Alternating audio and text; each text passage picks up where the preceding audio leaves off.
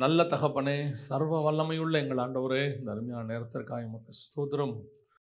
கிருபையுள்ள கரத்தில் எங்களை தாழ்த்துகிறோம். தேவ ஆவியானவர் இம்மட்டுமாய் எங்கள் துதிகளையும் ஸ்தோத்திரங்களையும் அங்கீகரித்தபடி நான் உமக்கு நன்றி. ஆவியானவரே, நோவாவின் பலியை சுகந்த வாசனையாய் நுகர்ந்தவர், அவனோடு கூட உடன்படிக்கை பண்ணி அவனை ஆசீர்வதித்து என்று வேதத்தில் வாசிக்கிறோம். உடைய வார்த்தையினால் நீர் எங்களை ஆசீர்வதிக்கும்படி நாங்கள் செபிக்கிறோம். உடைய வசனத்தினால் உண்டாகிற மேன்மையை கர்த்தர் எங்களுக்கு கட்டளையிடும்படி நாங்கள் செபிக்கிறோம். நீர் மாத்திரம் மகிமைப்படுவீராக. எங்கள் ஆண்டவர் இயேசு கிறிஸ்துவின் நாமத்தில் பிதாவே. அல்லேலூயா. எபேசியருக்கு நிருபம் 6ஆம் அதிகாரம் 11வது வசனம், நீங்கள் பிசாசின் தந்திரங்களோடு எதிர்த்து நிற்க திராணி உள்ளவர்களாயிருக்கும்படி தேவனுடைய சர்வாயுத வர்க்கத்தையும் தரித்து கொள்ளுங்கள் அப்படின்னு இருக்கிறது. நாம் இந்த சர்வாயுத வர்க்கத்தை பற்றி தான் பார்க்க போகிறோம். குறிப்பாக அதில் ஒரு விஷயத்தை குறித்து தான் நாம் பார்க்க போகிறோம்.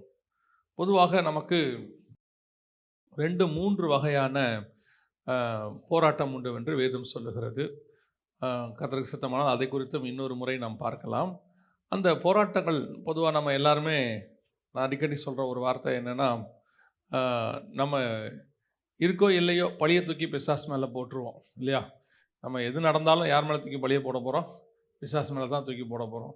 நாம் நல்ல காலையில் பொங்கல் சாப்பிட்டு தூங்கினாலும் அதுக்கு பேர் யார் தான் காரணம்? பிசாசு என்ன பண்ணுறான்? தூக்கத்தை கொடுக்குறான் அப்படின்றோம். நைட்டு நம்ம 2-3 மணி வரைக்கும் முழிச்சிருந்துட்டு காலையில் ஜபத்துக்கு எழுந்திரிக்காட்டியும் நம்ம என்ன சொல்ல போகிறோம்? காலையில் பிசாசு என்ன பண்ணுறான்? எழுந்திரிக்க விடாமங்கிறான் அப்படிங்கிறோம். சாப்பிடக்கூடாது உருளைக்கிழங்கு எதையாவது நைட்டு நல்லா சாப்பிட்டு மூச்சு அடைச்சி வச்சனால பிசாசு போட்டு அமுக்குதுங்கிறோம். அதாவது நாம் சொல்லுவேன், டெய்லி பிசாசு போய் ஆண்டவர் நம்மளை பற்றி குற்றப்படுத்துகிறானா அப்படி தான் சொல்லுது. நம்முடைய சகோதரர்களை தினம் சொல்கிறான், இரவும் பகலும் குற்றப்படுத்துகிறவன் அப்படின்றது. நம்மளை பற்றி ஆண்டவர்கிட்ட குற்றப்படுத்துவானா? அவன் நான் நினைக்கிறேன் அவன் அப்படி பண்ணுற குற்றத்தில் ஒன்று என்னென்னா, இவனுக்கு நான் செய்யாததெல்லாம் செஞ்சேன்னு சொல்கிறாங்க ஆண்டவரே தான் சொல்ல போகிறான் போய். ஆனால் வேதம் சொல்லுகிறது, நமக்கு மாம்சத்தோடு ரத்தத்தோடு மாத்திரம் அல்ல, அந்தகார லோகாதிகளோடும் வானமண்டலத்தின் பொல்லாத சேனைகளோடும் நமக்கு என்ன இருக்கிறது? ஆமாம். அப்போ எதிர்த்து நிற்கிறதுக்கு என்ன செய்யணும் அப்படின்னு சொன்னால் வேதம் சொல்லுகிறது, சர்வாயுத வர்க்கத்தை தரித்து கொள்ளுங்கள் அப்படின்னு இருக்கிறது. இந்த சர்வாயுத வர்க்கம் அப்படின்னா என்ன அப்படின்னா, தலை முதல் சர்வ ஆயுதம் வர்க்கம் அப்படின்னா தலையிலேருந்து கால் வரைக்கும். எப்படி ஒரு இராணுவ வீரன் இப்போ இருக்க இராணுவ வீரர்கள் மாதிரி இல்லை, அப்போது இராணுவ வீரர்கள் தலையிலேருந்து ஹெல்மெட்லேருந்து ஆரம்பிப்பாங்க, காலில் ஷூஸ் வரைக்கும் முடியும். அதை பற்றி தான் அவர் சொல்கிறார், ஆர்மர் ஆஃப் காட் அப்படிம்பாங்க இங்கிலீஷில். அதுக்கு பின்னாடி இடத்துல சொல்கிறார் சர்வாயுத வர்க்கம்னா என்ன அப்படிங்கிறத சொல்லிக்கிட்டே வரார். இதே மாதிரி இதுக்கு ஆப்போசிட் ஆல்டர்னேட்டாக இன்னொன்றும் இருக்குது. 1 சாமுவேலின் புஸ்தகம் 17ஆம் அதிகாரத்தில் கோலியாத்தை பற்றி இருக்கும். நீங்கள் பார்த்துருப்பீங்கன்னு நினைக்கிறேன். உங்களுக்கு தெரியாமல் இருக்காது கோலியாத்தை பற்றி. கோலியாத்துக்கு மட்டும் ஒரு விசேஷம் இருக்கும். என்னன்னு கேட்டிங்கன்னா, இந்த சர்வாயுத வர்க்கத்தை அவனும் தரித்திருப்பான். அவனை பற்றியும் அங்கே ஒரு எக்ஸ்ப்ளனேஷன் இருக்கும். அவனுடைய ஹெல்மெட்டில் ஆரம்பித்து பாதரட்சி வரைக்கும் இருக்கும், எல்லாமே இருக்கும். அவன் பிடிச்சிருக்கிற ஈட்டி என்ன வெயிட்டு, அவன் போட்டிருக்கிறது என்ன, எல்லாமே இருக்கும் அந்த இடத்துல. இது கோலியாத் என்பது தாவீதை பற்றி சொல்லும் போது வேதம் சொல்லுகிறது, அவன் பண்ணுகிற யுத்தம் கர்த்தருடைய யுத்தம் அப்படின்னு இருக்கும். நீங்கள் இந்த ஸ்பிரிச்சுவலாக பார்த்தீங்கன்னா, தாவீது ஜெயிக்கிறது முதல்ல கோலியாத்தை தான் இருக்கும். அவன் ஆரம்பிக்கிறதே கோலியாத்துக்கிட்ட தான் ஆரம்பிப்பான். முதலாவது அவன் வீழ்த்துறது அவன் தலையை தான் வெட்டி எடுப்பான். அதாவது இயேசு கிறிஸ்து முதலாவதாக பிசாசை தான் தலையை நசுக்கினார் என்று சொல்லி நாம் பார்க்கிறோம். கோலியாத் என்பது அதற்கு அடையாளமாக இருக்கிறது. அது நிறைய ஸ்பிரிச்சுவல் ட்ரூத் இருக்குது அதுக்கு பின்னாடி. அதாவது சில காரியங்கள்லாம் இருக்குது. எப்படி கையால் பெயர்க்கப்படாத கல் அப்படின்னு சொல்கிற மாதிரி ஒரு கூழாங்கல் தான் வச்சுருப்பான், அதை வச்சு தான் அடிப்பான். அது இயேசு கிறிஸ்துக்கான அடையாளமாக இருக்கிறது. இப்படி கோலியாத்துக்கிட்டையும் ஒரு சர்வாயுத வர்க்கம் இருக்கிறது, பிசாசுக்கிட்டையும் ஒரு காரியம் இருக்கிறது, உலகத்துக்கிட்டையும் ஒரு சர்வாயுத வர்க்கம் இருக்கிறது, நம்மகிட்டையும் ஒரு சர்வாயுத வர்க்கம் இருக்கிறது. நம்மை குறித்தும் ஆண்டவர் சொல்லியிருக்கிறார். பொதுவாக பல நேரத்தில் என்னால் ஏன் இதை ஃபேஸ் பண்ண முடியல, ஓவர் கம் பண்ண முடியல, ஏன் இந்த மாதிரி சுச்சுவேஷனில் நான் இப்படி ஆயிடுறேன் அப்படின்னு சொல்லும் போது, அதற்கு ஒரு பதிலாகத்தான் வேதம் நமக்கு இதை கொடுத்து வச்சிருக்கிறது. நமக்கு 3 வகையான பிரச்சனைகள் இருக்கிறதுன்னு வேதம் சொல்லுது. 1 மாம்சத்தோடும் இரத்தத்தோடும், 2வது துரைத்தனங்களோடும் அதிகாரங்களோடும், 3வது பிரபஞ்சத்தின் அதிபதியோடும் வானமண்டலத்தின் பொல்லாத 3 வகையான காரியங்கள் இருக்கிறது. இதை நம்ம பின்னாடி இன்னொரு நாள் பார்க்கலாம். அப்போ இதை ஓவர் கம் பண்ணுறதுக்கு என்ன செய்யணும்? ஏன்னா பவுல் இதை 3த்தையும் சந்திச்சிருக்கிறார். சந்திச்சுட்டு தான் அவர் இதை ஓவர் கம் பண்ணுறதுக்கான என்ன செய்யணுங்கிறத புரிஞ்சுக்கிட்டு தான் நமக்கு அது ஒரு டிஸ்கிரிப்ஷனாக எழுதுகிறார். பல நேரங்களில் பல விதங்களிலே நாம் இந்த போராட்டத்தை சந்திக்கிறோம். சிலர்லாம் சொல்கிறாங்க, விடணும்னு நினைக்கிறேன் விட முடியல, மேற்கொள்ளணும்னு நினைக்கிறேன் மேற்கொள்ள முடியல, அப்புறம் சில நேரங்களில் ஜெயிக்கணும்னு நினைக்கிறேன் என்னால் ஜெயிக்க முடியல, அதுக்கப்புறம் தோத்த பிறகு திருப்பி அந்த உணர்வு வருது, ஐயோ நான் செஞ்சுட்டேனே, விழுந்துட்டேனே, நான் திருப்பி எழுந்திரிச்சு நான் ஜெயிக்கணும் திருப்பியும் ஒரு ஆசை வருது. ஸோ இந்த ஒரு போராட்டம் இருக்கு இல்லையா, இந்த போராட்டத்தில் நாம் நிறைய காரியங்கள் செய்ய வேண்டியிருக்கு. அது ஏதோ 1-2 விஷயத்தில் முடிகிற விஷயம் இல்லை. தலை முதல் கால் வரைக்கும் ரட்சண்யம் என தலைச்சீரால் ஆரம்பிக்குது, அப்படி தானே? ஆயத்தம் என்னும் பாதரட்ச வரைக்கும் வருது, ஃப்ரம் ஹெட் டு ஃபுட் அப்படி இருக்குது, ஃபுல்லாகவே இருக்கிறது. அப்படி இருக்கும் பொழுது அதில் மிக முக்கியமாக ஒரு விஷயத்தை மாத்திரம் நாம் இன்னைக்கு பார்க்க போகிறோம். வாசிங்க, எபேசியர் நிருபம் 6ஆம் அதிகாரம் 17வது வசனத்தை வாசிங்க. ரட்சண்யம் என்னும் தலைச்சீராவையும் தேவ வசனமாகிய ஆவியின் பட்டயத்தையும் எடுத்துக்கொள்ளுங்கள். இந்த பட்டயம் இருக்கு பார்த்தீங்களா, இதை குறித்து தான் நாம் இன்னைக்கு பார்க்க போகிறோம். இந்த பட்டயம் வேதத்தை பொறுத்த வரைக்கும் வசனம் என்பது நமக்கு தெளிவாக தெரிகிறது. அந்த வசனம் சொல்லுகிறது, தேவ வசனமாகிய ஆவியின் பட்டயத்தையும் எடுத்துக்கொள்ளுங்கள். அப்போ பட்டயம் என்பது ஒரு வசனம், நம்ம கையில் இருக்கிறதான இந்த வசனம் தான். பொதுவாக சபை என்பது வசனத்தின் அடிப்படையில் தான் கட்டப்படுகிறது. ஆவிக்குரிய வாழ்க்கை வசனத்தின் அடிப்படையில் தான் கட்டப்படுகிறது. ஒரு வசனம் இல்லாமல் உங்களால் ஒரு நாள் கூட வாழ முடியாது. நிறைய பேர் பைபிள் வாசிக்காம ரொம்ப ஈஸியாக இருக்கிறாங்க. எனக்கு ஆண்டவர் உணர்த்துறது என்னென்னா, நீங்கள் ஒரு நாளைக்கு சாப்பிடாமல் இருக்கீங்கன்னு வச்சுக்கோங்களேன், காலையிலேருந்து சாயங்காலம் வரைக்கும் லைட்டாக உங்களுக்கு ஒரு டயர்ட்னஸ் வரும். உங்களுக்கு தெரியும், அந்த டயர்ட்னஸ் உங்களுக்கு தெரியும். 2வது நாள் சாப்பிடாமல் இருக்கீங்கன்னு வச்சுக்கோங்களேன், அதுக்கப்புறம் இன்னும் கொஞ்சம் டயர்ட்னஸ் தெரியும், கொஞ்சம் தூக்கமாக வரும், கொஞ்சம் படுக்கணும் போல தோணும், எல்லாம் இருக்கும். நான் சொல்கிறது ஃபாஸ்டிங் ப்ரேயர் அப்போ சொல்கிறேன், நீங்கள் பார்த்துருப்பீங்க. 3வது நாள் 4வது நாள் ஆக ஆக ஆக நீங்கள் அதில் பழகிட்டீங்கன்னா, அதுக்கப்புறம் அந்த ஃபாஸ்டிங் 20 நாள்லாம் இருப்பாங்க. அப்படியே பார்த்தீங்கன்னா அவங்க கேஷுவலாக இருப்பாங்க. அதுக்கப்புறம் சரீரம் எப்படி இருக்கும்னு கேட்டிங்கன்னா அதுக்கு பழகிடும். அதே மாதிரி தான் உங்கள் ஆத்துமா வசனம் இல்லாமல் வாழ பழகிருச்சுன்னு வச்சுக்கோங்களேன், ஆட்டோமேட்டிக்காக உங்களுக்கு வசனம் இல்லாமல் வாழ்கிற வாழ்க்கை ஒன்று வந்துடும். அதே மாதிரி தான் வசனம் இல்லாவிட்டால் உங்கள் ஆத்மா வீக் ஆகும். உங்களுக்கு தெரியவே தெரியாது, வீக் ஆகிட்டே போகும். ஒரு இடத்தில் உங்கள் ஆத்மா செத்து போகும். அதுதான் இருக்கிறதுலே ரொம்ப கொடுமையான ஒரு விஷயம். நமக்கே தெரியாது. இப்போ சாப்பிடாமல் இருந்தால் பாடி வீக் ஆகிறது தெரியும், ஆனால் வசனம் இல்லாமல் ஆத்மா வீக் ஆகிறது தெரியாது. அது நல்லா இருக்கிறவங்களுக்கு தெரியும். அதோட வாழ பழகிட்டவங்களுக்கு, அது கூடவே அப்படியே ஜேர்னி பண்ணுறவங்களுக்கு தெரியும் கன்ஃபார்மாக, இந்த வசனம் இல்லாமல் நம்மளால் என்ன செய்ய முடியாது, ஒன்றுமே செய்ய முடியாது. ஏன்னு சொன்னால் வசனம் என்பது ஒரு டேஸ்ட், அது ஒரு விதமான சந்தோஷம். அது இல்லாமல் உங்களால் இருக்க முடியாது. அதுவும் வசனத்துலேயும் ரெவலேஷன் ஒன்று இருக்குது, வெளிப்படுத்தின விசேஷம் இல்லை, வசனத்துக்குள்ளேருந்து ஒரு வெளிப்பாடு. அதை நீங்கள் டேஸ்ட் பண்ண ஆரம்பிச்சிட்டிங்கன்னா அதை உங்கள் இருதயம் வாஞ்சிக்க தொடங்கிடும். அதுக்கப்புறம் அது இல்லாமல் ஒரு அது அந்த லைஃப் ஏதோ ஒரு நீங்கள் விட்டா மாதிரி இருக்கும், ஏதோ ஒன்று நமக்கு இல்லை, லைஃப்பில் லாஸ் ஆன மாதிரி இருக்கும். அந்த ஒரு லைஃப் ஸ்டைலுக்குள்ளே தான் நீங்கள் வரணும். அப்போது இந்த வசனமானது, இன்னொன்று சொல்கிறேன், டெய்லி வசனம் படிக்கிறதுங்கிறது பழக்கம், அது ஒரு ஹேபிட். நான் அதை குறையாக சொல்லலை, ஆனால் வசனத்தை தியானிப்பது தான் முக்கியம். நான் சொல்ல உங்களுக்கு புரியுதா? வசனத்தை படிக்கிறது நல்லது, ஆனால் அதனால் கிடைக்கக்கூடிய பலனை விட அது ஒரு 10% தான் வச்சுக்கோங்களேன். வசனத்தை தியானிப்பது தான் ரிமைனிங் 90%. நிறைய பேருக்கு ஹேபிட் இருக்குது, வசனம் படிக்கிற ஹேபிட் இருக்குது. கேட்டால் சொல்லுவாங்க, இன்று வேதம் வாசித்தீர்களா? ஆம் அப்படின்றவாங்க. என்ன வாசிங்க, என்ன கர்த்தர் அதுலேருந்து பேசினாரு, அதுக்கு பதிலே இருக்காது. அப்போ வசனத்தை தியானிக்கும் போது தான் அதுலேருந்து கிடைக்கக்கூடியது தான் உங்கள் ஆத்மாவுக்கு பலன். அப்போ இந்த வசனத்தில் பட்டயம் அப்படின்னு இருக்கு இல்லையா, இந்த பட்டயத்தில் வசனத்தில் பல வகை இருக்குது.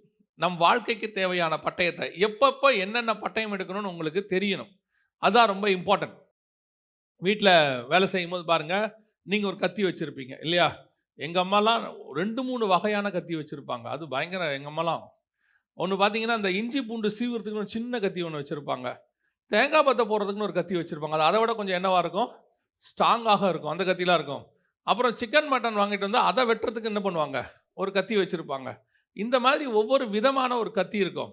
அதே மாதிரி தான் நம்முடைய ஆவிக்குரிய வாழ்க்கையில் நம்ம ஓடி முடிக்கிற வரைக்கும் நிறைய பட்டயங்கள் இருக்குது. அப்பப்போ அந்தந்த பட்டயத்தை எடுத்தால் தான் முடியும்.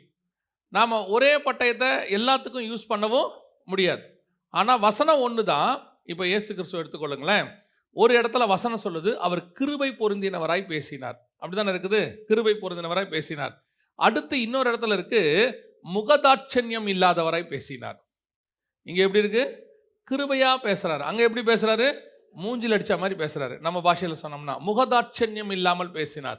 இன்னொரு இடத்துல கோபம் மூண்டவராய் பேசினார் இல்லையா? கோபம் மூண்டவராய், பெத்சாயிதாவே கப்பர்நகூமே உனக்கு ஐயோ, அப்படி ஒரு இடத்துலையும் பேசுகிறாரு. ஒரு இடத்துல பேசும்போது தாகமாக இருக்கிறவன் என்னிடத்தில் வரக்கடவன். ஒரு இடத்துல பேசும்போது நான் உன் பாவம் உனக்கு மன்னிக்கப்பட்டது, நானும் உன்னை நியாயந்திருக்கிறேன். ஒருத்தருக்கு பரிசேயருக்கு ஒரு மாதிரி பேசுறாரு, விசுவாசிக்கு ஒரு மாதிரி பேசுறாரு, சீஷர்களுக்கு ஒரு மாதிரி பேசுறாரு. வசனம் என்பது பட்டயம். அப்போ ஒவ்வொருத்தருக்கும் ஒவ்வொரு விதமான பட்டயத்தை அவர் யூஸ் பண்ணுகிறார். ஆனால் வசனம் ஒன்று தான். யூஸ் பண்ணுற மெத்தட் அதான் ரொம்ப இம்பார்ட்டன்ட். அப்போ சபைக்கு பேசும்போது கர்த்தர் எப்படி பேசுகிறார் என்று வேதம் சொல்லுகிறது. வாசிங்க, வெளிப்படுத்தின விசேஷம் 2ஆம் அதிகாரம் 12வது வசனம் வாசி. நீ பெர்கமு சபையின் தூதனுக்கு நீ எழுத வேண்டியது என்னவெனில், இருபுறமும் கருக்குள்ள பட்டயத்தை உடையவர் சொல்லுகிறதாவது. அப்படின்னா என்ன அர்த்தம்?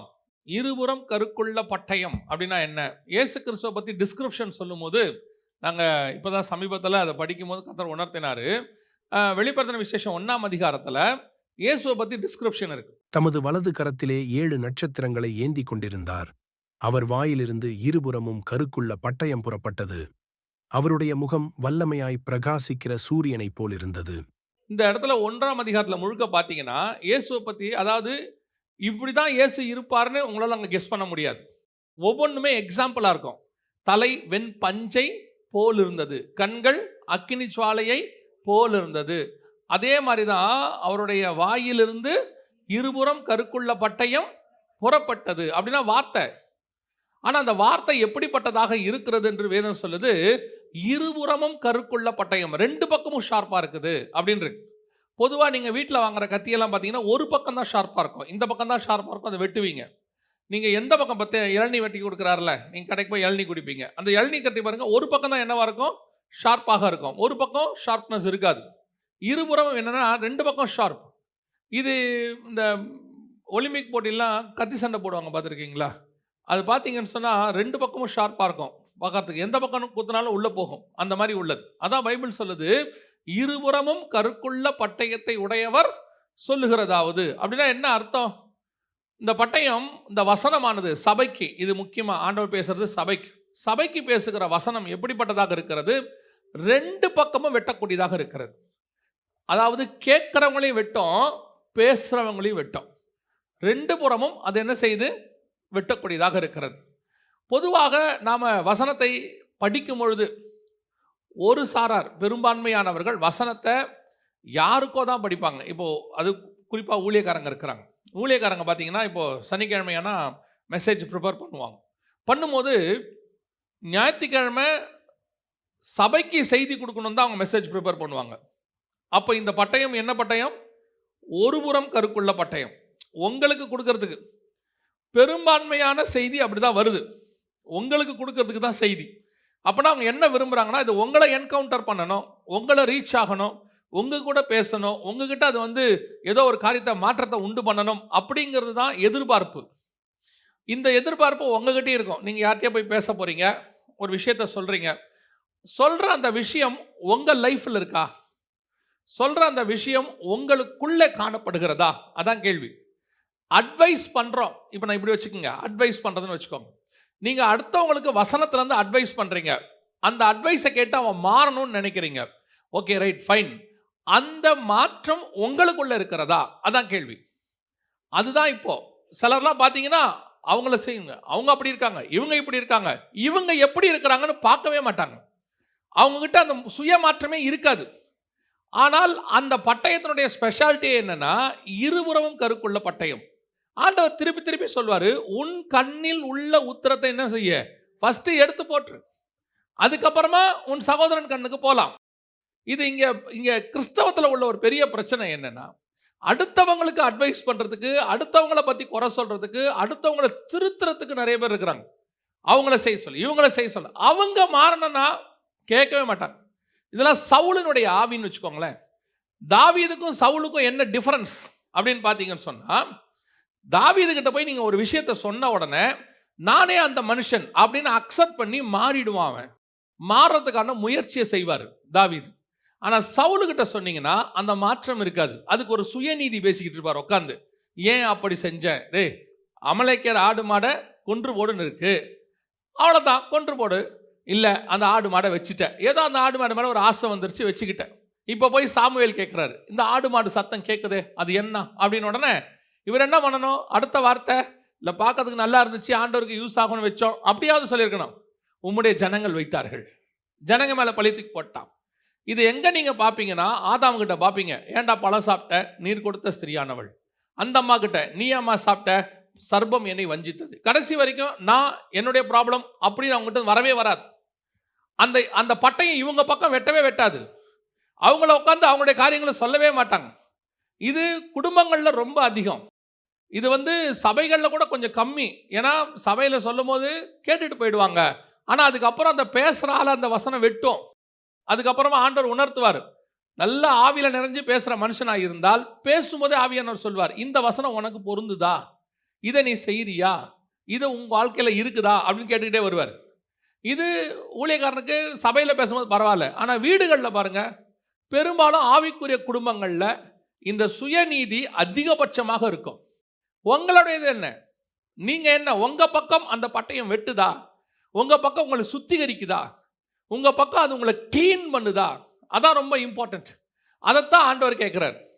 எந்த ஒரு விஷயத்தையும் முதலாவதாக நீங்கள் யாருக்கும் சொல்கிறதுக்கு முன்னாடி உங்கள் சைடு அது ஓகேவா, உங்கள் சைடு பர்ஃபெக்டாக இருக்கா அப்படிங்கிறத கொஞ்சம் எடுத்து பாருங்கள். இல்லைன்னா அந்த பட்டயம் வெட்டுறதுல எடுத்து நீங்கள் யூஸ் பண்ணுறதுல பிரயோஜனமே இல்லை. யாரும் அதை உங்ககிட்ட பெருசாக எடுக்க மாட்டாங்க. நீங்கள் ஒரு விஷயத்தை செய்யாமல் அதை இன்னொருத்தரை செய்ய சொல்லும் பொழுது அவர்கள் சொல்லுவாங்க, நீயே செய்யலை அப்புறம் என்ன சொல்கிற அப்படின்ற ஒரு வார்த்தை ஒன்று கொஸ்டின் மார்க் வரும். இப்போ நீங்கள் சொல்கிறது நல்ல விஷயமா இருந்தாலும் அது என்ன இருக்காது, அதுக்கு எடுபடாது. அந்த இடத்துல அது ரிசல்ட் கொடுக்காது. பல நேரத்தில் நாம் இதைத்தான் செஞ்சுக்கிட்டே இருக்கிறோம். இப்போ நீங்கள் டிவி பார்த்துக்கிட்டு பையனை டிவி பார்க்காதேன்னா எப்படி கேட்பான்? நீங்கள் உடனே என்ன சொல்வீங்க? எக்ஸாம் வருது, எக்ஸாமுக்கு படி, டிவி எல்லாம் பார்க்காத.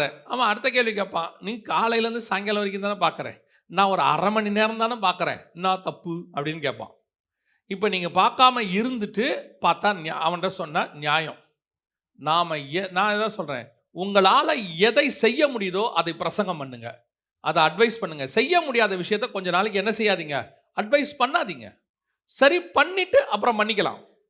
உங்களால் செய்ய முடியுதா தைரியமாக சொல்லுங்க, அதுதான் சாட்சி, அவ்வளோதான். இந்த பட்டயம் இருபுறம் கருக்குள்ள பட்டயம் இப்போ நம்மளை வெட்டுறதே கிடையாது. நம்மளை அது ஒன்றுமே செய்யறதில்ல. அது நம்மளை என்ன செய்யணுமா, வெட்டி நம்மளை கர்த்தருக்குள்ள அது என்ன பண்ணணுமா, மாற்றணும், பரிசுத்தமாக மாற்றணும், சுத்திகரிக்கணும் அப்படின்னு சொல்லுது. வாசிங்க, எபிரேயருக்கு நிருபம் 4ஆம் அதிகாரம் 12வது வசனம் வாசி. தேவனுடைய வார்த்தையானது ஜீவனும் வல்லமையும் உள்ளதாயும் இருபுறமும் கருக்குள்ள எந்த பட்டயத்திலும் கருக்கானதாயும் ஆத்துமாவையும் ஆவியையும் கணுக்களையும் ஊனையும் பிரிக்கத்தக்கதாக உருவ குத்துகிறதாயும் இருதயத்தின் நினைவுகளையும் யோசனைகளையும் வகையறுக்கிறதாயும் இருக்கிறது. இந்த ஒரு வசனத்தை மட்டும், இந்த ஒரு வசனம் எபிரேயர் 4:12 மட்டும் வச்சு எப்படி வசனம் உங்கள் ஸ்பிரிச்சுவல் லைஃப்பை டிசைன் பண்ணுதுன்னு நீங்கள் அழகாக தியானிக்கலாம். இந்த ஒரு வசனத்தை மட்டும் வச்சு நீங்கள் போய் வீட்டில் கூட தியானிச்சு பாருங்கள். 3-4 விஷயங்கள் அது முக்கியமாக பேசும். முதல்ல என்ன பண்ணுதான், ஆவியையும் ஆத்மாவையும் என்ன செய்தான், கணுக்களையும் பிரிக்குதான். எப்படி பிரிக்குது? ஆத்மாவை எதிலிருந்து பிரிக்குது? சும்மா நான் உங்களுக்கு ஒரு இன்ட்ரோ மாதிரி சொல்கிறேன், வீட்டில் போய் தியானிச்சு பாருங்கள். ஆத்மாவை எதிலிருந்து பிரிக்குது? வசனம் சொல்லுது, என் ஆத்மா மண்ணோடு கூட ஒட்டி கொண்டிருக்கிறது. இந்த மண்ணோட ஒட்டி இருக்கிற ஆத்மாவை, மண்ணுனா மாம்சம், ஆண்டவர் மண்ணில் தான் மனுஷன் செஞ்சு மாம்சமாக்கினார். இந்த மாம்சத்தோட என் ஆத்மா என்ன செய்யுது, ஒட்டி கொண்டிருக்கிறது, உலகத்தோடு கூட ஒட்டி கொண்டிருக்கிறது. இதிலிருந்து என்னை பிரிக்கணும்னா எது தேவை தெரியுமா? கர்த்தருடைய வசனத்தை வச்சு தான் உலகத்தை பிரிக்க முடியும். அதுதான் உங்களை உலகத்தை விட்டு பிரிக்கும், மாம்சத்தை விட்டு பிரிக்கும். ஏங்க, வசனத்துக்கும் பிரிக்கிறதுக்கும் என்ன சம்பந்தம் உங்களுக்கு சொல்கிறேன்.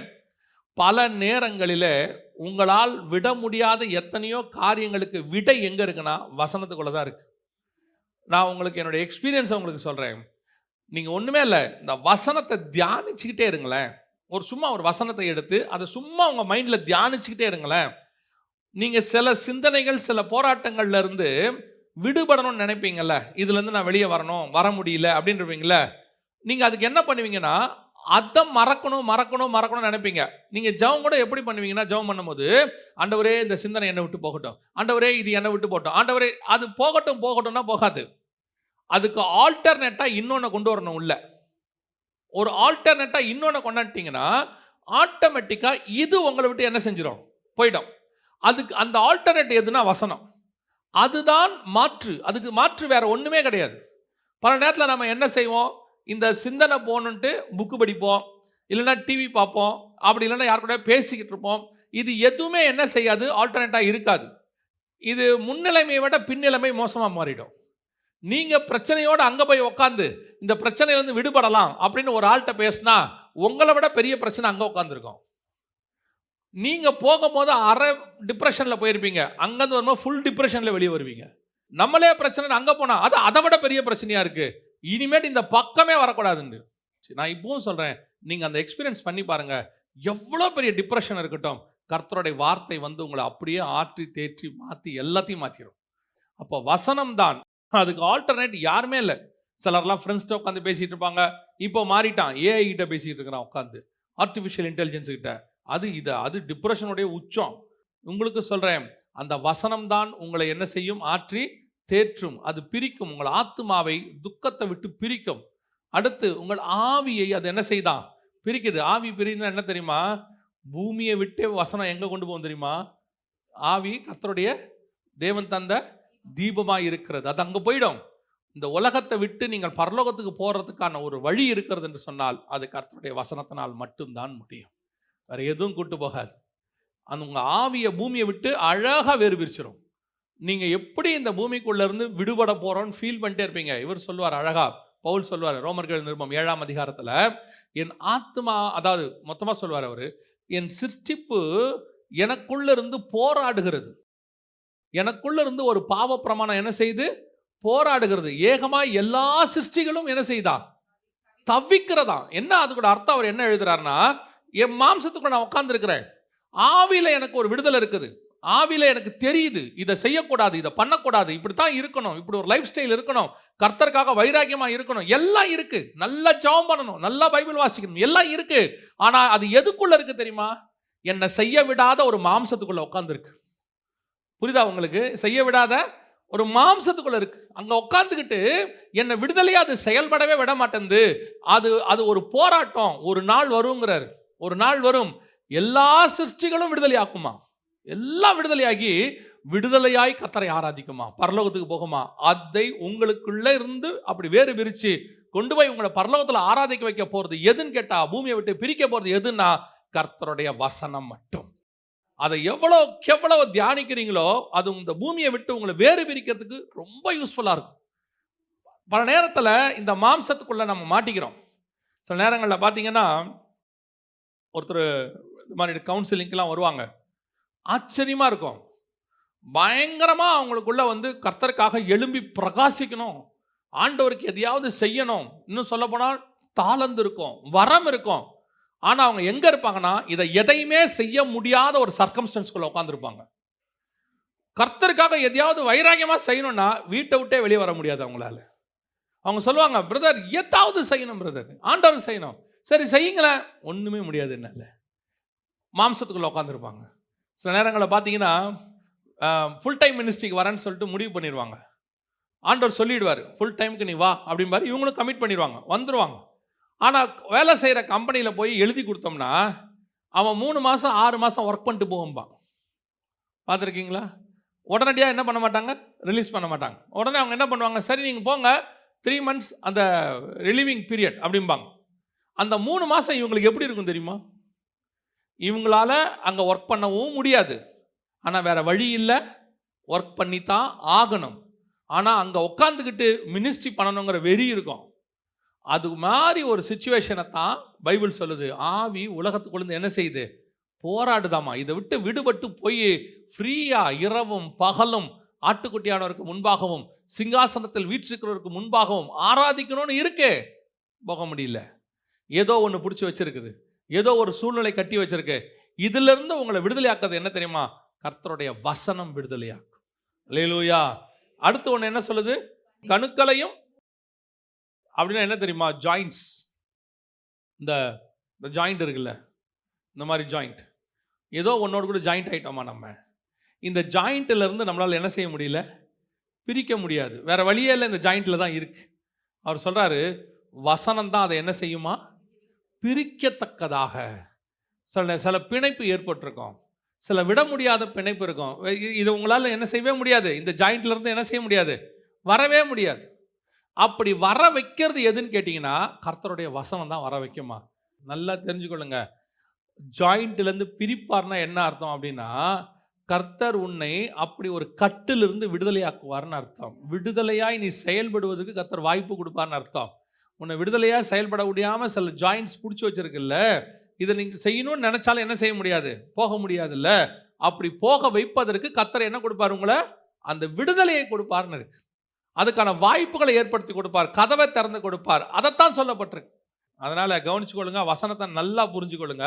இந்த வசனம் என்ன சொல்லுது அப்படின்னு சொன்னால், உங்கள் ஆத்துமாவை இந்த பாவத்தை விட்டு, மண்ணை விட்டு, உங்கள் ஆவியை இந்த பூமியை விட்டு, உங்களுடையதான ஊனையும் அணுக்களையும் என்ன செய்தான், பிரிக்கத்தக்கதாக, அந்த ஜாயின்ஸ் அதிலிருந்து பிரிக்கத்தக்கதாக வசனம் உதவும். எப்பேற்பட்ட கட்டு, எப்பேற்பட்ட பிடிப்பு, எப்பேற்பட்ட பிணைப்பு, நீங்கள் விரும்பாதது, அதாவது பாவம் சொல்கிறேன், விரும்பாத பாவம். ஒரு இடத்துல அவர் சொல்வார், நான் விரும்பாததையே செய்கிறேன் அப்படிம்பார். நான் எதை செய்யக்கூடாது நினைக்கிறேனோ அதையே செய்கிறேன். நான் எங்கே இருக்கக்கூடாது நினைக்கிறேனோ அங்கேயே இருக்கிறேன். நான் எந்த யாரை பார்க்கக்கூடாது நினைக்கிறேனோ அவங்களே பார்க்குறேன். ஏன்னா வழி இல்லை, அதான் சிச்சுவேஷன். அப்படி தான் நான் இருக்கிறேன். நான் நினைக்கிறேன் இப்படிலாம் இருக்கக்கூடாதுன்னு, ஆனால் என்னால் முடியல, நான் அங்கே தான் இருக்கிறேன். அதுக்கு தான் ஆண்டவர் சொல்கிறாரு, உன்னை இதிலிருந்து விடுதலையாக்குறது ஒன்று இருக்குன்னா, கர்த்தருடைய வசனம் உன்னை விடுதலையாக்கி அந்த இடத்திலிருந்து நீ விரும்புகிறபடி, ஸ்பிரிச்சுவலாக நான் சொல்கிறேன், ஸ்பிரிச்சுவலி விரும்புகிறதை கர்த்தருடைய வசனம் செய்கிறது. அல்லேலூயா. அப்போ இருபுறம் கருக்குள்ளதுன்னா என்னென்னா, முதலாவதாக நம்மை அது சரிப்படுத்துகிறது, நம்ம சைட், நாம் அதை மாறுவதற்கு. இதே நேரத்தில் இப்போ நீங்கள் வாசிச்சிங்களா ஃபஸ்ட்டு வசனம், அதாவது வெளிப்படுத்தின விசேஷம் 2:12 வாசிங்க. நீ பெர்கமு சபையின் தூதனுக்கு நீ எழுத வேண்டியது என்னவெனில், இருபுறமும் கருக்குள்ள பட்டயத்தை உடையவர் சொல்லுகிறதாவது. இப்போ இந்த வசனத்தை வாசிங்களேன், 149வது சங்கீதம் 8வது வசனம் வாசிங்களேன். அவர்கள் வாயில் கர்த்தரை உயர்த்தும் துதியும் அவர்கள் கையில் இருபுறமும் கருக்குள்ள பட்டயமும் இருக்கும். இப்போ இது தேவன் கையில் இல்லை, நல்லா கவனிச்சுக்கொள்ளுங்க. இது யார் கையில் இல்லை, தேவன் கையில் இல்லை. இது யார் கையில் இருக்குதுன்னா, பரிசுத்தவான்கள் கையில் இருக்குது, விசுவாசி கையில் இருக்கு. இந்த கணம் அவருடைய பரிசுத்தவான்கள் யாவருக்கும் உண்டாகும். இப்போ கர்த்தர் அவர் வச்சிருந்த இருபுறம் கருக்குள்ள பட்டயத்தை நம்ம கையில் கொடுத்துருக்கிறார். முதலாவது கர்த்தர் எதுக்கு அதை யூஸ் பண்ணுறாரு, நம்மை சரி பண்ணுறதுக்கு. என்ன பண்ணுறாரு, நம்மை சரி பண்ணுறதுக்கு அதை யூஸ் பண்ணுறாரு. ரெண்டாவது கர்த்தர் அதை எதுக்கு யூஸ் பண்ணுறாரு வாசிங்க. வெளிப்படுத்தின விசேஷம் 19ஆம் அதிகாரம் 21வது வசன வாசி. மற்றவர்கள் குதிரையின் மேல் ஏறி இருக்கிறவுடைய வாயிலிருந்து புறப்படுகிற பட்டயத்தால் கொல்லப்பட்டார்கள். இந்த வசனம் என்ன சொல்லுதுன்னா, இப்போ இவர் வாயிலிருந்து பட்டயம் புறப்பட்டதுன்னா கத்தி வந்துச்சுன்னு அர்த்தம் இல்லை. இவர் வாயிலிருந்து என்ன வருது, நியாய தீர்ப்பின் வசனம் வருது. ஆவியானவர்கிட்ட 3 காரியம் இருக்கு. ஒன்று பாவத்தை குறித்தும், நீதியை குறித்தும், நியாய தீர்ப்பை குறித்தும் கண்டித்து உணர்த்துவார். அப்போ ஆவியானவர்கிட்ட நியாய தீர்ப்பின் வசனமும் இருக்கு.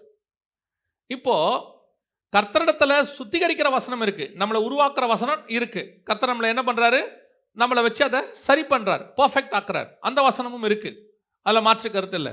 அதே நேரத்தில் இப்போ கர்த்தர் என்ன பண்றாரா, இன்னொரு பக்கம் இருக்கு பாருங்க, அந்த பட்டயத்துக்கு, இந்த வசனத்துக்கு இன்னொரு பக்கம் இருக்குல்ல, 2 சைடு ஷார்ப்னஸ் இல்லை, ஒன்று நம்மளை சரி பண்ணுது, இன்னொன்று இருக்குல்ல, அது எதுக்கு தெரியுமா, நியாய தீர்ப்பு கொடுப்பதற்கு.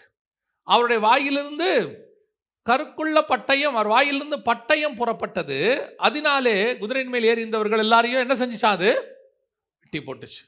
அப்போனா உங்கள் வாயிலிருந்து இன்னொரு அதிகாரத்தை கர்த்தர் கொடுத்தார், அத்தாரிட்டி. ஒன்று உங்களை சரி பண்ணுறது ஒரு பக்கம், இன்னொன்று நீங்கள் ஜெயிக்கிறது, பரிசுத்தவான்களுக்கான கணம். உங்ககிட்ட கர்த்தர் உங்கள் வாயில் ஒரு அதிகாரத்தை கொடுத்துருக்கிறார். என்ன கொடுத்துருக்கிறாரு, பழைய ஏற்பாட்டு காலத்தில் ராஜாக்களும் ஆசாரியருமாய் அழைத்தார்னு இருக்குல்ல, ராஜாக்களுடையதான காரியத்தை நீங்கள் பார்த்தீங்கன்னா அவங்களுக்கு ஒரு அத்தாரிட்டி இருக்கும். கையில் ஒரு மோதிரம் போட்டிருப்பாங்க, தலையில் ஒரு கிரீடம் வச்சுருப்பாங்க. இதெல்லாம் வச்சுக்கிட்டு அவங்க என்ன பண்ணுவாங்கன்னா சண்டை போடுவாங்க, ஜெயிப்பாங்க. புதிய ஏற்பாட்டில் ராஜாக்களும் ஆசாரியருமாய் கர்த்தர் நம்மை அழைத்திருக்கிறார். நமக்கு ஒரு அத்தாரிட்டி இருக்குது. என்ன தெரியுமா, நம்மக்கிட்ட கையில் பட்டயம் இல்லை, நம்மக்கிட்ட என்ன எதில் இருக்குது, வாயில் பட்டயம் இருக்குது. உங்கள் வாயின் வார்த்தைக்கு அப்படி ஒரு கணம் உண்டு. வாயின் வார்த்தைக்கு அப்படி ஒரு கணம் உண்டு. நீங்கள் சொல்ல ஆகும், நீங்கள் சொன்னீங்கன்னா அது நடக்கும். நடக்குமா அப்படின்னு கேட்குறீங்களா? நான் ஒரு 2 இன்சிடென்ட் சொல்கிறேன், நல்லா கவனிங்க. 1 ராஜாக்களின் புஸ்தகம் 17ஆம் அதிகாரம் 1ஆம் வசனம் வாசி. திஸ்பியனாகிய எலியா ஆகாப்பை நோக்கி, நல்லா கவனிங்க, என்ன எது என் வாக்கின்படி அன்றி. இது கர்த்தர் சொல்லல, இந்த வார்த்தை யார் சொல்லல? ஆண்டவரே சொல்லல. என் வாக்கின்படியே அன்றி இந்த வருஷங்களிலே பனியும் மழையும் பெய்யாதிருக்கும் என்று. இதுதான் உங்க வாயில் உள்ளதான வாக்கின் வல்லமை. இப்போ இஸ்ரவேல் ஜனங்க ஒரு தப்பு பண்றாங்க. அவங்க பண்றதை எல்லாத்தையும் அவன் பார்த்துட்டு இருக்கிறான். மனசுல பயங்கரமான வாதம் அவனுக்கு. என்னடா அவனுங்க இவ்வளவு மோசமா பண்றீங்களாடான்னு சொல்லும் பொழுது அவன் வாயிலிருந்து புறப்படுகிறதான அந்த வார்த்தை இருக்குல்ல, அந்த வார்த்தை என்ன செய்தான்? அவன் என்ன சொன்னானோ அது அப்படியே நடக்குதான். அங்க அவன் சொல்றது அது எதனால நடக்குதுன்னா, நான் சொன்னேன் கர்த்தர் செய்வார். பொதுவா கர்த்தர் சொன்னாருன்னு தானே தீர்க்கதரிசி சொல்லணும், அதான ப்ரொசீஜர். கர்த்தர் சொன்னாருன்னு சொல்லணும்ல. இங்க என்ன நடக்குதுன்னு பாருங்க, நான் சொன்னேன் கர்த்தர் செய்யறாருங்கிறான். அப்படின்னா அவன் வாக்குக்குடைய பவர் பாருங்க, அவன் சொல்றதுக்குடையதான அத்தாரிட்டி எப்படி இருக்கு பாருங்க. அதுவும் சாதாரணமான விஷயம்லாம் இல்லை. 3 வருஷம் பனியும் மழையும் பெய்யாது, பனியும் பெய்யாது மழையும் பெய்யாது, 3 வருஷம் பெய்யாது. ஏதோ ஒரு நாள் 2 நாள் மேட்டர்லாம் கிடையாது. நான் ஒன்று சொல்லிட்டேன், இந்த நாட்டில் 3 வருஷத்துக்கு சீதோஷ நிலை மாறுது, கிளைமேட் மாறுது, தண்ணி கிடையாது, எல்லாம் நடக்குது. எப்படி ஒரு மனுஷனுடைய வார்த்தைக்கு இவ்வளவு பவர்? நான் சொல்றது புரியுதா? அதே மாதிரி யோசுவா கிட்ட ஒரு வார்த்தை ஆண்டவர் சொல்வார் பாருங்களேன். யோசுவா கிட்ட சொல்லும்பொழுது, கர்த்தர் மனுஷனுடைய வார்த்தையை கேட்டு அதற்கு முன்பாகவும் அதற்கு பின்பாகவும் இப்படி என்ன செய்யலையாமா? செய்ததில்லைன்னு இருக்கு. வாசிங்க. கர்த்தர் இப்படி ஒரு மனிதனுடைய சொல் கேட்டு அதற்கு முன்னும் இல்லை அதற்கு பின்னும் இல்லை. அப்படின்னா யோசிச்சு பாருங்க, இவன் சொன்னா பரலோகம் கேட்குது. நான் சொன்னா சூரியன் நிக்கும்னா நிக்கும், சந்திரன் நிக்கும்னா நிக்கும். என்ன அத்தாரிட்டி பாருங்க. இந்த அத்தாரிட்டியை நீங்க வாங்கணும் பாருங்க ஆண்டவர்கிட்ட. அதுதான் உங்க வாயில் உள்ள பட்டயம். அதான் வேர்ட், அந்த வேர்ட் ஆஃப் காட். இன்னைக்கு நீங்க என்ன வார்த்தை சொல்றீங்க, ஏதாவது நடக்குதா? அதை விட கொடுமை, நீங்க என்ன சொல்றீங்களோ அதுக்கு ஆப்போசிட்டா நடக்குது. நீங்க என்ன சொல்றீங்களோ அதுக்கு ஆப்போசிட்டா நடக்குது. அப்படின்னா என்ன அர்த்தம்? உங்க வார்த்தையை பரலோகம் மதிக்கலன்னு அர்த்தம். புரியுதா? உங்க வார்த்தையை பரலோகம் என்ன செய்யல? கொஞ்சம் கூட துச்சமா கூட மதிக்கல. உடனே சொல்லுவாங்க, இன்னைக்காவது ஒரு நாள் நடக்கும். எப்போ நடக்கும்? நடக்கும். இப்படி உட்காந்து பார்த்துனே இருக்க வேண்டியதான், நடக்குமான்னு. அவன் சொல்றான் பாருங்க, இப்போ இங்க நில்லு, சூரியன் நிக்கணும்னா நிக்கணும், சந்திரன் நிக்கணும்னா நிக்கணும். அதான், அவ்வளோதான். இது புதிய ஏற்பாட்டில் நடக்குமா? உடனே சொல்லுவாங்க, அதெல்லாம் பழைய ஏற்பாடு. புதிய ஏற்பாட்டில் நடக்குமா? புதிய ஏற்பாட்டிலையும் நடக்கும். அனனியா சாப்பீராளுக்கு நடக்கும். அவன் சொல்லுவான், இவ்வளவுதான் வித்தீங்களா விளைக்கரையத்தை, பரிசுத்தாவிக்கு முன்பாக பொய் சொல்ல நிரப்பினது என்ன? ஆனா ஒண்ணு நல்லா கவனிங்க, இப்போ சொல்றேன், இவன் அப்படி சாகிறது தேவ சித்தமான்ற இடத்துக்கு வரக்கூடாது. நான் சொல்றது உங்களுக்கு புரியுதா? பரிசுத்தாவி இதுக்கப்புறம் அந்த மாதிரி ஒரு விஷயத்தை செய்யவே இல்லை எந்த இடத்துலையும். ஸ்டார்டிங்கில் ஏன்னு சொன்னால், இப்போ கொஞ்சம் நீங்கள் வசனத்தை டீப்பாக புரியணும். ஆவியானுடைய வார்த்தைக்கு நியாயம் தீர்க்கிற வல்லமை உண்டு, நியாயம் தீர்க்கிற வல்லமை உண்டு. ஆனால் அந்த நியாயம் தீர்க்கிற ஆவி நம்மக்கிட்ட இருக்கக்கூடாது. இப்போ இயேசுக்கிட்ட அக்கினி இறக்கி என்ன செய்யுங்க, இந்த ஜனங்களை பட்சித்து போடுங்கன்னு சொன்ன உடனே கர்த்தர் கேட்ட கேள்வி என்ன? நீ என்ன ஆவி உடையவன்? எனக்கு அதிகாரம் இருக்கு, நான் சொன்ன அக்கினி என்ன செய்யும்? இறங்கும். நான் சொல்லிட்டு அது நடந்துடும். ஆனால் நான் சொல்ல மாட்டேன். ஆனால் பேதுரு சொல்லிட்டார், அவ்வளோதான். ஆனால் அதுக்கப்புறம் பேதுரு என்ன செய்யலை? ஒரு இடத்துல கூட சொல்லவே இல்லை. அவர் தான் செத்தாரே ஒழிய அவர் யாரையும் என்ன செய்யலை? சாகடிக்கலை. நம்ம வார்த்தைக்கு என்ன உண்டு? வல்லமை உண்டு. அப்போ அதை எதுக்கு யூஸ் பண்ணணும்னு இருக்குது. அதை எதுக்கு என்ன செய்யணும்? நம்ம யூஸ் பண்ணுறோம். அந்த நியாய தீர்ப்பு வார்த்தையை எதுக்கு யூஸ் பண்ணுறோம்? பல நேரங்களிலே நாம் என்ன செய்கிறோம் அப்படின்னு கேட்டால், இந்த அத்தாரிட்டியை மிஸ்யூஸ் பண்ணுவோம். இந்த வார்த்தையை, நியாய தீர்ப்பின் வார்த்தையை கர்த்தர் எதுக்கு வச்சிருக்கிறாரு? பிசாசை விரட்டுறதுக்கு, சில நேரத்தில் திருத்தறதுக்கு, மனுஷனை திருத்தறதுக்கு. பவுல் சொல்றாரு, அவனை நரகத்திற்கு தப்பும்படி சாத்தானிடத்தில் நான் ஒப்பு கொடுக்கிறேன். இப்போ அவர் சொல்றாரு, இவனை சாத்தா வந்து பிடிச்சிக்கடா அப்படின்னு சொல்றாரு. அவரோட அர்த்தம் என்ன? சாத்தா வந்து பிடிச்சி வாதிப்பான். இப்போ பவுல் சாத்தா கிட்ட ஒப்பு கொடுத்துட்டாரு. அவருடைய மோட்டிவ் நல்ல மோட்டிவ். இவன் இப்படியே இருந்தால் அவன் எங்கே போயிடுவான்? நரகத்துக்கு போயிடுவான். அவனை திருத்தறதுக்கு என்ன பண்ணுறாரு? எவனையாவது ஒரு கடுமையான டீச்சர்கிட்ட பிடிச்சி கொடுத்தா தான் என்ன செய்ய முடியும்? அவனை திருத்த முடியும். நம்ம வீட்டில் வந்து சொல்லுவாங்கல்ல, டீச்சர்கிட்ட அந்த காலத்தில் ஸ்கூலில் விட்டு சொல்லுவாங்க, கண்ணு ரெண்டையும் விட்டுட்டு என்ன பண்ணுங்க?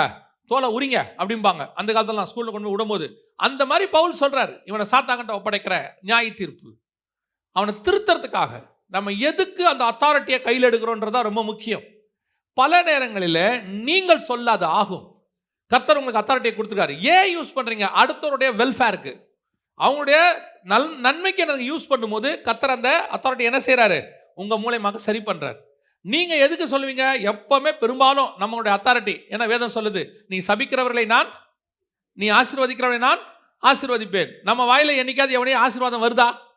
நம்ம பிள்ளைகளை ஆசீர்வதிப்போம், நம்ம அக்கா தம்பிகளை ஆசீர்வதிப்போம். உங்க வாயில மற்றவங்களை என்னைக்காவது ஆசீர்வதிச்சிருக்கிறீங்களா?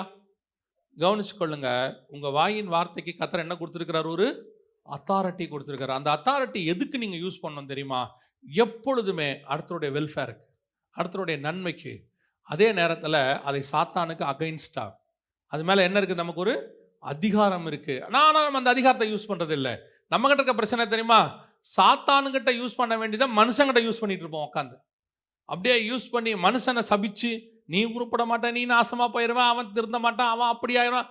ஆனால் நான் பார்த்துக்கிட்டே இருக்கேன், யார் யாரெல்லாம் எவன் நாசமாக போகிறான்னு சொல்கிறாங்களோ அவன் எல்லாம் நல்லா தான் இருக்கான்.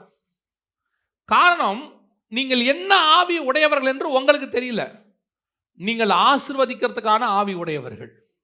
கர்த்தர் உங்களை ஆசீர்வதிக்கிறதுக்காக வச்சிருக்கிறார்.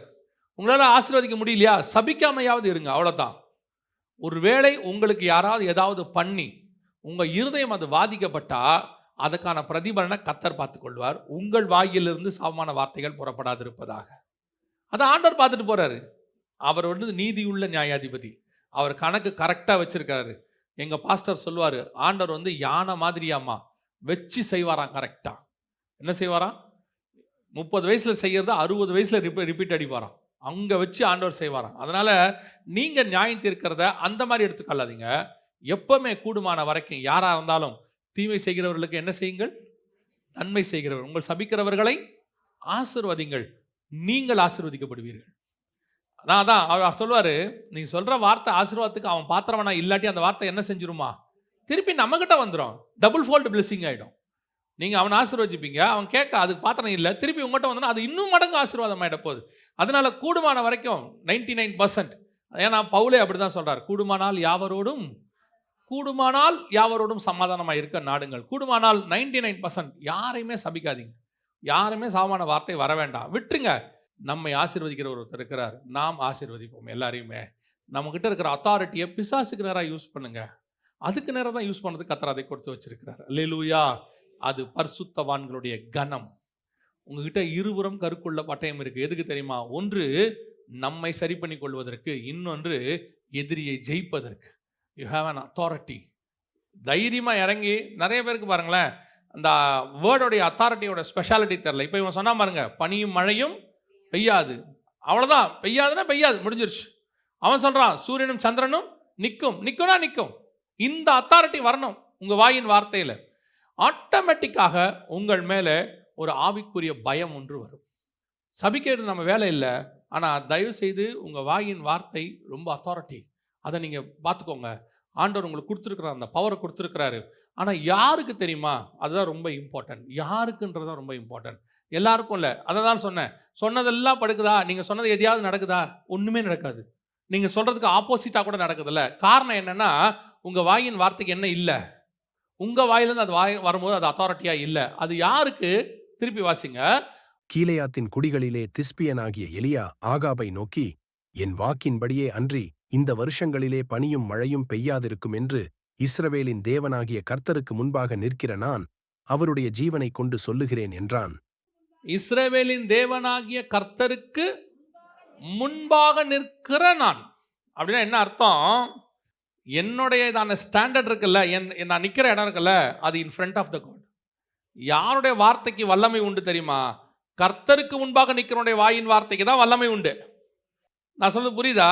எப்போ பார்த்தாலும் யாரையாவது புறங்குசனுடைய வாயின் வார்த்தைக்கு என்ன கிடையாது? வல்லமை கிடையாது. வீண் கதை அடிக்கிறனுடைய வாயின் வார்த்தைக்கு என்ன கிடையாது? வல்லமை கிடையாது. அடுத்தவன் வீட்டு கதையை பற்றி பேசுகிறவனுடைய வாயின் வார்த்தைக்கு என்ன கிடையாது? வல்லமை கிடையாது. உட்காந்து சினிமா கதை, அரசியல் கதை, கிரிக்கெட் கதை பேசுகிறானே, அவன் வாயின் வார்த்தைக்கு என்ன கிடையாது? வல்லமை கிடையாது.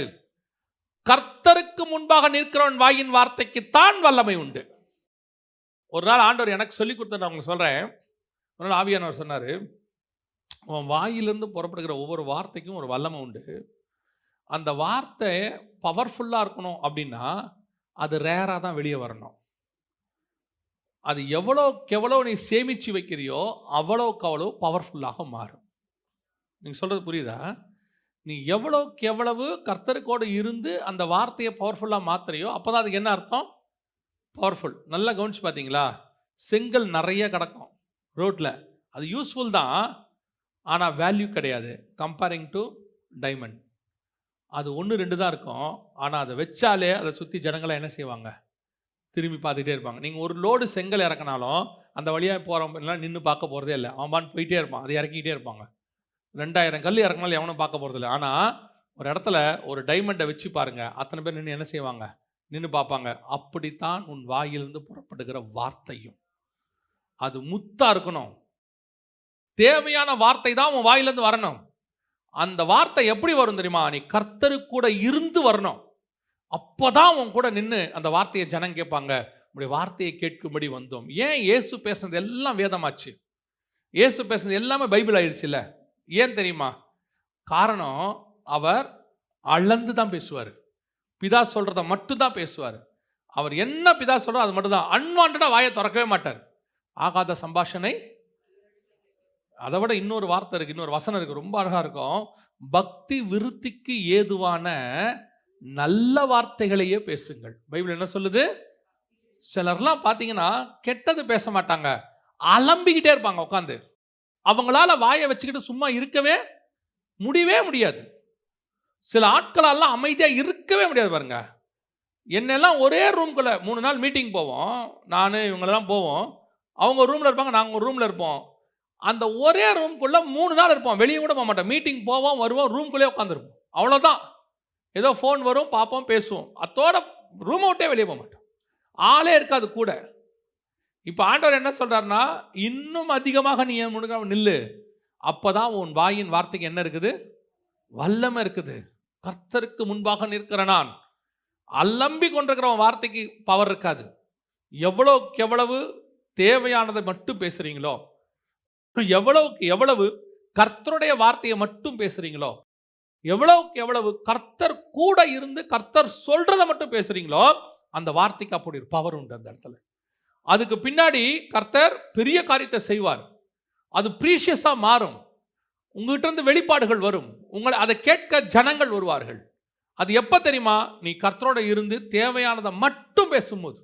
அன்வான்டான விஷயங்கள் எத்தையும் பேசாமல், அன்வான்டாக நான் சொல்கிறது கெட்ட வார்த்தைகள்லாம் இல்லை, நீங்கள் உட்காந்து சும்மாவே பேசுவீங்க தெரியுமா? ஏதோ ஒன்று நம்ம அங்கே இருக்கிறோம் பேசுகிறோம் அப்படின்னு, அதுவே தேவையில்லை. ஒரு சிலரோடலாம் நான் 3.5 மணி நேரம்லாம் ட்ராவல் பண்ணுவேன். பார்த்தீங்கன்னு சொன்னால் நல்ல ஸ்பிரிச்சுவலாக பேசிக்கிட்டு இருப்பாங்க. வெறும் வசனத்தை பற்றி மட்டும் தான் பேசுவாங்க. வெறும் வசனத்தை பற்றியுமே 1 மணி நேரம் 1.5 மணி நேரம் பேச முடியும், வெறும் கான்வர்சேஷனில். அதை தவிர வேறு எதுவுமே வெளியே போகாது. ஒரு ஊழியக்காரர் இருக்கிறாரு, நான் அவர் கூட உட்காந்தேன்னா யாரை பற்றி மட்டுமே பேச மாட்டார், ஒருத்தரை பற்றியும் எந்த கதையும் பேச மாட்டார். லேண்டு கதை, வீட்டு கதை, இல்லை சர்ச்சு பில்டிங்கு, எதுவுமே. நான் சொல்கிறது ஸ்பிரிச்சுவல் ஓரியன்டடில் வேறு எதுவும் பேச மாட்டார். ஒன்லி வசனம் பேசுவார், ஒன்லி பைபிளை பற்றி பேசுவார். அவங்களோட பேசும்போது பார்த்தீங்கன்னா அவ்வளோ ரெவலேஷன் நம்மகிட்டேருந்து வரும், அவ்வளோ ரெவலேஷன் அவங்ககிட்டேருந்து வரும். அந்த வார்த்தை அவ்வளோ ப்ரீஷியஸாக இருக்கும். அதைத்தான் வேதம் சொல்லுது, நீ கர்த்தருக்கு முன்பாக நின்று கொண்டிருந்து அந்த வார்த்தையை பேசும்போது பரலோகம் உற்று கவனிக்கும். நீங்கள் என்ன பேசுகிறீங்கன்னு கவனிக்கும். நீங்கள் சொல்கிறதை பரலோகம் கனப்படுத்தும். உங்களை யாராவது ஒன்று செய்கிறானா, அப்படியே இருக்கீங்களா, கொஞ்சம் நொந்து போய் ஒரு வார்த்தை, கொஞ்சம் மனசு கஷ்டப்பட்டு ஒரு வார்த்தை, என்ன ஆண்டவரே நீங்கள் கேட்டிங்கன்னா, அடுத்த செகண்ட் பரலோகம் உங்களுக்கு இறங்கி உதவி செய்யும். பல நேரங்களில் பரலோகம் உங்களோடு கூட அப்படியே ட்ராவல் பண்ணும். பரலோகம் உங்கள் வாயின் வார்த்தைக்கு காத்திருக்கும். நீங்கள் சொல்கிறதை பரலோகம் கனப்படுத்தும், விரும்பும். அது எப்போ தெரியுமா? while you walk with the God, you want to be stand in front of the God. கர்த்தருக்கு முன்பாக நிற்கும் பொழுது, கர்த்தரோட உங்கள் ஆவிக்குரிய வாழ்க்கை இருக்கும்போது, எப்போ பார்த்தாலும் ஃப்ரெண்ட்ஸோட உட்காந்து அரட்டை அடிச்சுக்கிட்டு, எப்போ பார்த்தாலும் ஒரு செல்ஃபோனில் உட்காந்து பார்த்துக்கிட்டு, எப்போ பார்த்தாலும் ஏதாவது ஒன்று கூட கான்வர்சேஷன் வச்சுக்கிட்டு, இப்படி இருக்கிற உங்கள் வாயின் வார்த்தைக்கு என்ன இருக்காது? என்றைக்காவது ஒரு நாள் நடக்கும், எப்போது ஒரு நாள் நடக்கும். அது உங்களுக்குரியதை பரலோகம் வச்சுருக்கோம், அது நடக்கும். ஆனால் நீங்கள் சொல்கிறதை பரலோகம் மனுஷன் சொல் கேட்டு அதுக்கு முன்பாகவும் அதற்கு பின்பாகவும் அப்படி ஒரு காரியம் நடக்கவில்லை. அதே காரியத்தை கர்த்தர் உங்களுக்கும் எனக்கும் செய்ய வல்லமை உள்ளவராக இருக்கிறார். அல்லேலூயா. ஆண்டவரிடத்துல 3 வகையான பட்டயம் இருக்கிறது. ஒன்று நம்மை சரி பண்ணுகிறது, இன்னொன்று நியாய தீர்ப்பு கொடுக்கிறது, இன்னொன்று நம்மை ஆயத்தப்படுத்துகிறது. இன்னும் ஒரு காரியம் இருக்காது, நான் சொல்லிடுறேன், அப்புறம் நீங்கள் போய் தியானிச்சு கொள்ளுங்க. நேரம் ஆயிடுச்சு, நான் சொல்லி முடிச்சிடுறேன். வாசிங்க ஆதியாகமத்தின் புஸ்தகம் 3ஆம் அதிகாரம் 24வது வசனத்தை வாசிங்க. கடைசி வசனம் 3 கடைசி வசனம். ஜீவ விருட்சத்திற்கு போகும் வழியை காவல் செய்ய ஏதேன் தோட்டத்திற்கு கிழக்கே கேருபீன்களையும் வீசிக்கொண்டிருக்கிற சுடரொளி பட்டயத்தையும் வைத்தார். இது இன்னொரு வகையான பட்டயம், அதாவது எல்லா பக்கமும் சுழண்டுகிற கத்தி. ஃபர்ஸ்ட் நம்ம என்ன பார்த்தோம்? ஒரு பக்கம் வெட்டுறதை பார்த்தோம். அடுத்து என்ன பார்த்தோம்? 2 பக்கமும் வெட்டுறதை பார்த்தோம். இது என்ன செய்து? எல்லா பக்கமும் வெட்டுகிறதான ஒரு கத்தி. இது என்ன வார்த்தை? இந்த வார்த்தை எதை குறிக்கிறது? முதல் வார்த்தை என்னை உருவாக்குகிறது, 2வது வார்த்தை நியாய தீர்ப்பு கொண்டு வருகிறது, 3வது வார்த்தை இது எதை குறிக்கிறது?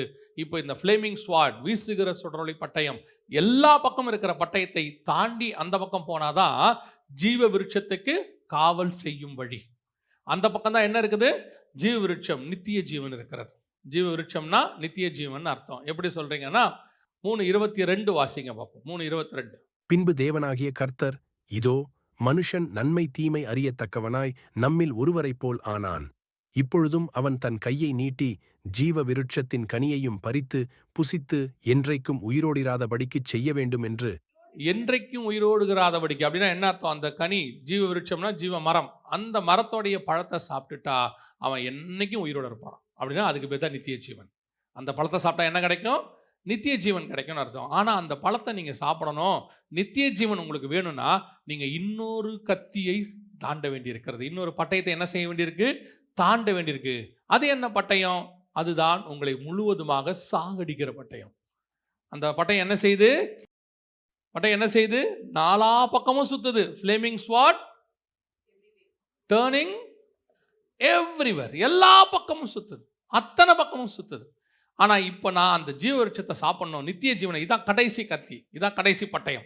நான் அந்த ஜீவ விருட்சத்தை சாப்பிடணும், அந்த பக்கம் போகணும், அதை நான் பெற்றுக்கொள்ளணும் அப்படின்னா ஒன்று தான் இருக்கு. அந்த பக்கத்துக்கு நான் போகிறதுக்கு, இந்த பக்கத்துக்கும் நான் அந்த பக்கத்துக்கு போகிறதுக்கும் என்கிட்ட இருக்கிற ஒரே ஒரு தடை என்ன தெரியுமா? அது நான் போனால் வெட்டும். எதை வெட்டும்? என் மாம்சத்தை வெட்டும். நான் மாம்சம் இல்லாதவனாய், பரிசுத்த ஆவியிலே சுத்திகரிக்கப்பட்டவனாய், மாம்சத்தை சிலுவையில் அறைந்தவனாய் இனி ஜீவிப்பது நான் அல்ல, கிறிஸ்துவே என்கிற நிலைக்கு வரும்பொழுது அந்த ஜீவ விருட்சத்தின் கனியை புசிப்பதற்கு எனக்கு வாய்ப்பு கிடைக்கிறது. அல்லேலூயா. அப்ப நான் அந்த பக்கம் போறதுக்கு என்னை எது சுத்திகரிக்குது? பரிசுத்த ஆவியினால் உண்டான வசனம் என்னை சுத்திகரிக்குது. அது நமக்கு எல்லாரும் தெரிஞ்ச வசனம். சங்கீதத்தின் புஸ்தகம் 119:9 வாசிங்க பார்ப்போம். வாலிபன் தன் வழியை எதனால் சுத்தம் பண்ணுவான்? அவர் வசனத்தின்படி தன்னை காத்து கொள்ளுகிறதுனாலே. அந்த வசனம் உன்னை என்ன செய்து? சுத்திகரித்து காத்துக்கிறது. 2 வசனங்கள் மட்டும் வாசிங்க, முடிக்கலாம். 1 தீமோத்தேயு 4:5 வாசிங்க பார்ப்போம். தேவ வசனத்தினாலும். அப்ப எதனாலே பரிசுத்தமாக்கப்படும்? தேவ வசனத்தினால் பரிசுத்தமாக்கப்படும். முதல்ல உங்க ஆவிக்குரிய வாழ்க்கையை வசனத்தினால காத்து கொள்ளணும். 2வது என்ன செய்யணும்? பரிசுத்தமாக்கணும். அந்த பரிசுத்தமாக்க ஆக்க ஆக்க ஒரு இடத்தில் உங்களை ஆவியானவர் சுத்திகரித்து ஆவியாய் மாற்றுவார். அந்த வசனத்தை வாசிங்க, முடிக்கலாம். 1 கொரிந்தியர் 6:11 வாசிங்க பார்ப்போம். 1 கொரிந்தியர் 6:11. கர்த்தராகிய இயேசு கிறிஸ்துவின் நாமத்தினாலும் நமது தேவனுடைய ஆவியினாலும் கழுவப்பட்டீர்கள், பரிசுத்தமாக்கப்பட்டீர்கள். தேவ ஆவியினால் என்னமாக்கப்பட்டீர்கள்? பரிசுத்தமாக்கப்பட்டீர்கள். ஒன்று வசனம், இன்னொன்று ஆவியானவர். இதுதான் ஆவியின் பட்டயம். ஆவியானவர் உன்னை பரிசுத்தமாக்குறார், வசனம் உங்களை பரிசுத்தமாக்குறது. ஆவியின் பட்டயம் உங்களை என்னவாக்குது? சுத்திகரித்து பரிசுத்தமாக்கி அந்த ஃப்ளேமிங் ஸ்வாட் அதை தாண்டி அந்த பக்கம் கொண்டு போகுது. அல்லேலூயா. அதுதான் பரிசுத்த ஆவியினால் கொடுக்கப்பட்ட வார்த்தை. இந்த வார்த்தை உங்களை முதலில் உங்களை சுத்திகரிக்கும், அடுத்து நியாயத்தீர்க்கும், கடைசியாய் நித்திய ஜீவனை கொடுக்கும். அல்லேலூயா. அந்த ஆண்டவர் அழகா சொல்றார்ல, இது என்னுடைய மாம்சமாய் இருக்கிறது, வாங்கி புசியுங்கள். என் மாம்சத்தை புசித்து இந்த பாத்திரத்தில் பானம் பண்ணுகிறவனுக்கு என்ன உண்டு? நித்திய ஜீவன் உண்டு. மாம்சம் என்பது என்ன? கர்த்தருடைய வார்த்தை. அவர் அப்பத்தை எடுத்து பிட்டு, அப்பம் என்பது எதுக்கு அடையாளமாக இருக்கிறது? வசனத்துக்கு அடையாளமாக இருக்கு. கர்த்தருடைய வார்த்தையை நீங்கள் அதிகமாய் உட்கொள்ள உட்கொள்ள உட்கொள்ள நீங்கள் பரிசுத்தமாக்கப்படுகிறீர்கள். ஆவியானவர் உங்களை என்ன செய்கிறாரு? பரிசுத்தமாக்குறாரு. உங்கள் பலகீனங்களிலே கொஞ்சம் கொஞ்சமாக விடுதலையாக்குவார். ஒரு காலத்தில் உங்களால் அந்த பலகீனத்தை மேற்கொள்ள முடியாமல் இருந்துச்சு. அப்புறம் அந்த பலகீனத்தை உங்களால் கொஞ்சம் தடுத்து நிறுத்த முடிஞ்சிச்சு. ஒரு நாள் வரும், அந்த பலகீனத்தை நீங்கள் ஜெயிப்பீர்கள். நான் சொல்றது புரியுதா? சில பலகீனங்கள் நம்மளால் என்ன பண்ண முடியல, ஜெயிக்க முடியாமல் ஃபெயிலியர் ஆகிட்டு இருந்தோம். அப்புறம் செய்யாமல், ஆனால் பலகீனம் இருக்குது, செய்யாமல் அப்படியே அட்ஜஸ்ட் பண்ணி ஓடுறோம். ஒரு இடம் வரும், அந்த பலகீனத்தை ஜெயித்து பலகீனமே இல்லை அப்படிங்கிற இடத்துக்கு வந்துடும். இதை கொண்டு வர்றது யாருன்னா பரிசுத்த ஆவியானவரும் வசனமும். அல்லேலூயா. உங்களை நித்திய ஜீவனை சுதந்திரிக்க வைக்கிறது கர்த்தருடைய வசனம். வசனம் 3 முக்கியமான காரியங்களை செய்கிறது. நாம ஜெபம் பண்ணலாமா? எந்திரிக்கலாமா? தேவ சமூகத்தில் நம்முடைய கரங்களை ஆண்டவருக்கு நேராக உயர்த்தி, ஆண்டவரே, உம்முடைய வசனம் எனக்குள்ளே கிரியை செய்யட்டும். என் ஆவிக்குரிய வாழ்க்கை உம்முடைய வசனத்தினால் அஸ்திவாரவிடப்படுவதாக. எங்களுக்கு ஆவியானவர் பேசுகிற இருபுறம் கருக்குள்ள பட்டயம் எங்களுக்கு வேண்டும் ஆண்டவரே. அது பரிசுத்தவான்களின் கனம். ஆண்டவரே, அந்த வசனம் முதலாவது எங்களை சுத்திகரிக்கட்டும். எங்களுடையதான ஆவி, ஆத்துமா, ஊன் அணுக்களை பிரிக்கட்டும் ஆண்டவரே. உமக்குரியதாய் எங்களை மாற்றட்டும். அதோடு கூட எங்கள் வாயின் வார்த்தைகள் எல்லாம் கனம் பொருந்தியதாக இருக்கட்டும் ஆண்டவரே. நாங்கள் சொல்லுகிறதை கர்த்தர் கனப்படுத்துவீராக. நாங்கள் ஆசீர்வதிக்கிறதை கர்த்தர் ஆசீர்வதிப்பீராக. நாங்கள் கட்டுகிறதை கர்த்தர் கட்டுவீராக. ஆண்டவரே, நாங்கள் சொல்லுகிறதை கர்த்தர் கனப்படுத்துவீராக. அந்த அளவுக்கு எங்கள் ஆவிக்குரிய வாழ்க்கை வளர கர்த்தர் கிருபை பாராட்டும். அப்பா, கரங்களை உயர்த்தி ஜெபித்து கொண்டிருக்கிற ஒவ்வொருத்தருக்காய் நாங்கள் ஜெபிக்கிறோம். எங்கள் அத்தனை பேருடைய ஆவிக்குரிய வாழ்க்கையும் இப்படிப்பட்ட பட்டயத்தால் இருக்க கர்த்தர் கிருபை பாராட்டும். ஒருத்தர் கூட பட்டயம் இல்லாமல் போகாதபடி, வழிக்கு ஒரு பட்டயத்தை எடுத்துக்கொள்ளுங்கள் என்று சொல்லப்பட்டபடி நாங்கள் எப்பொழுதும் உடைய வசனத்துக்குள்ளேயே வாழ கர்த்தர் கிருபை பாராட்டும். மகிமையுள்ள கரத்தில் எங்களை தாழ்த்துகிறோம். எங்கள் ஆண்டவர் இயேசு கிறிஸ்துவின் நாமத்தில் பிதாவே.